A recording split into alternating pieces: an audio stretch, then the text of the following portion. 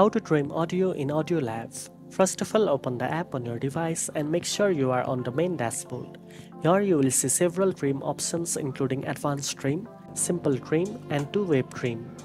Select any trim option you prefer, then import the audio file from your device. After the audio is loaded, you will see the trim controls. Drag the sliders at the beginning and end of the waveform to select the exact portion of audio you want to keep. You can play the selected portion to preview it and ensure it sounds exactly how you want. Once satisfied, tap the Save button to apply the changes.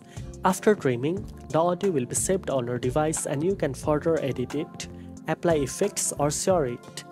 This feature makes it easy to remove unwanted parts, shorten recording or create precise clips for your projects.